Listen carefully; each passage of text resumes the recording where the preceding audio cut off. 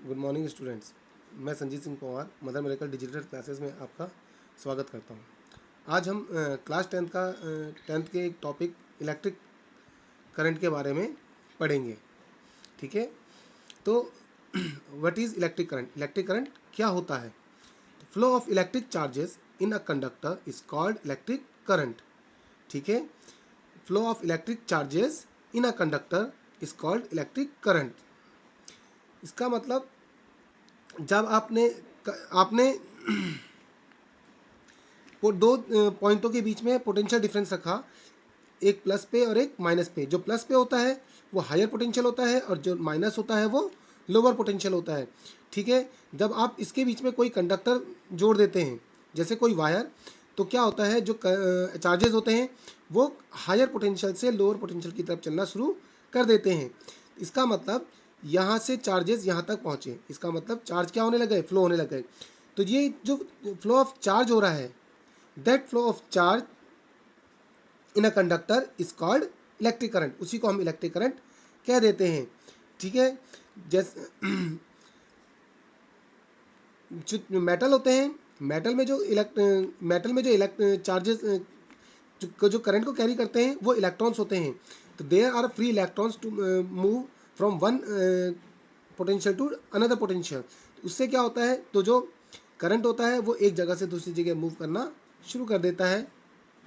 ठीक है, तो आई, इसका जो फॉर्मूला होता है, I equals to Q upon T, जहाँ आई करंट को, क्यू चार्ज को और टी टाइम को डिनोट करता है। क्योंकि देखो, जो चार्ज फ्लो होना है वो यहाँ से यहाँ फ्लो होना है। ठीक है, तो यहाँ से यहाँ तक वो कुछ ना कुछ टाइम लेगा। ठीक, तो उस टाइम को अपॉन में रख के आप उसके ऊपर चार्ज रख देना, तो क्यू अपॉन टी। तो flowing a charge in per unit time is called electric current.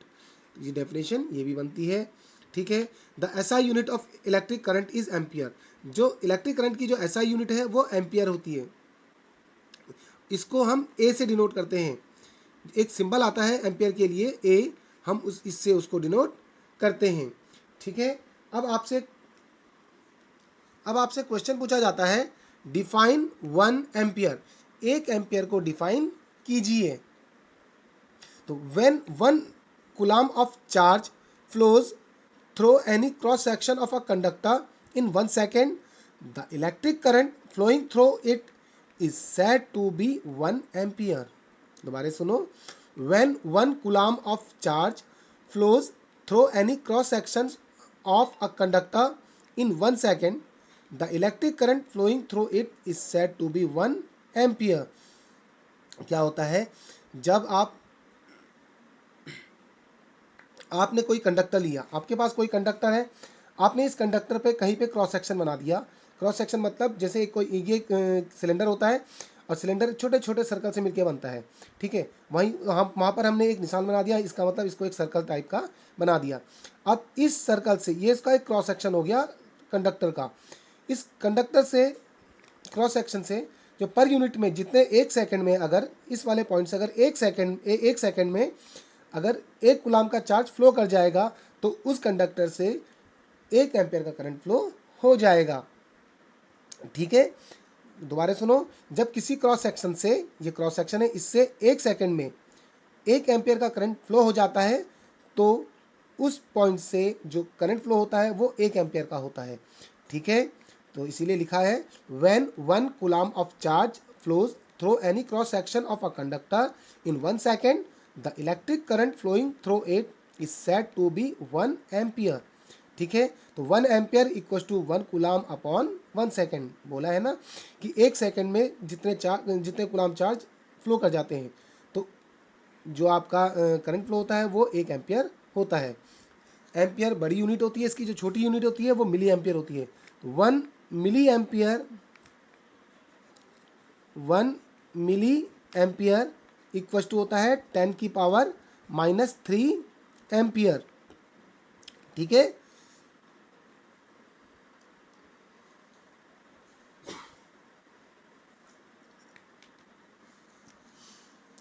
अब देखो, करंट सर्किट में फ्लो हो गया।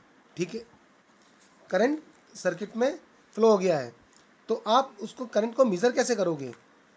तो current is measured by an instrument called ammeter. Current को मेजर करने के लिए हमारे पास एक इंस्ट्रूमेंट आता है, that instrument is known as ammeter, उसको हम अमीटर के नाम से जानते हैं। ठीक है, an ammeter should have very low resistance. जो अमीटर होता है उसकी रेजिस्टेंस बहुत कम होती है, इसलिए हम उस अमीटर को अपने सर्किट के साथ सीरीज में लगा देते हैं। ठीक है, तो we should connect the ammeter in series with circuit. हमेशा जो आपका अमीटर होता है उसको सर्किट के साथ सीरीज में लगाना चाहिए। जैसे इसमें शो हो रहा है फिगर में, आपने अमीटर एक ए सिंबल लिया, इसमें एक अमीटर हो गया, एक तरफ प्लस लिखते हैं, एक तरफ माइनस लगाते हैं। ठीक है, जो प्लस वाला आपका वो होता है एंड होता है, उसको बैटरी के पॉजिटिव एंड से ही ऐड करते हैं, और जो नेगेटिव वाला होता है वो नेगेटिव एंड से ही ऐड होता है। उसके साथ मैंने कंडक्टर लगाया है, तो ये सीरीज आप कनेक्शन को आपको दिखा रहा है। तो इसकी रेजिस्टेंस लो होती है अमीटर की, इसीलिए इसको हम सीरीज में लगाते हैं। अब जैसे हमने पोटेंशियल पढ़ा था, आपने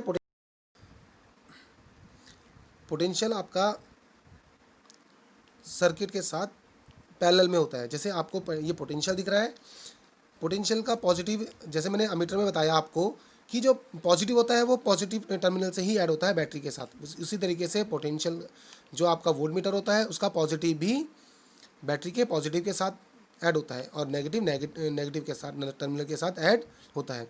यहाँ पर पोटेंशियल को हमने किस पे लगाया है, पैरेलल पे लगाया है। ठीक है, क्यों लगाते हैं वोल्टमीटर को पैरेलल, क्योंकि इसकी जो रेजिस्टेंस होती है बहुत ज़्यादा होती है। ठीक है, तो अमीटर सीरीज में लगता है और वोल्टमीटर पैरेलल लगता है। अब हम इलेक्ट्रिक करंट पे बेस्ड एक न्यूमेरिकल सॉल्व करेंगे।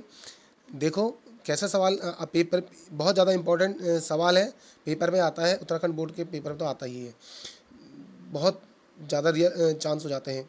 तो an electric bulb draws a current of 0.25 ampere for 20 minutes, calculate the amount of electric charge that flows through the circuit. एक बल्ब है जो 0.25 एम्पियर का करंट सर्किट से ड्रॉ कर रहा है, कितने मिनट के लिए, 20 मिनट तक।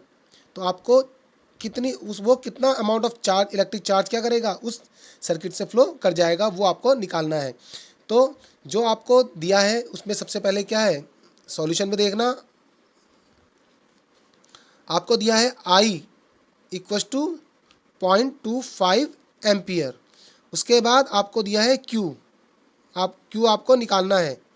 ठीक है, क्योंकि आपको amount of electric charge find करना है, तो Q equal to question mark, and T कितना दे रखा है आपको, 20 मिनट्स। लेकिन आपने अगर फॉर्मूला देखा होगा तो उसमें क्या था, 1 ampere equal to coulomb upon second, जबकि ये किस में दिया है, मिनट में दिया है। तो आपको इस मिनट को सबसे पहले सेकेंड में कन्वर्ट करना पड़ेगा, यानी ये मस्ट है। तो 20 इंटू 60 सेकेंड, टोटल हो जाएगा 1200 सेकेंड, यानी कि हमने 20 मिनट्स को सेकेंड में कन्वर्ट कर दिया। इसके बाद अब आप वी नो दैट, हम फॉर्मूला है हमारा, we know that I equal to Q upon T, और Q इक्वल टू होता है आपका I इंटू T। अब Q इक्वल टू I की वैल्यू है आपकी 0.25 मल्टीप्लाई, और T की वैल्यू है 1200, इक्वल टू हो जाएगा आपका 300, और जो Q की यूनिट होती है कूलाम, वो लिख देंगे यानी कि C, तो 300 कूलाम, ये हमारा आंसर है।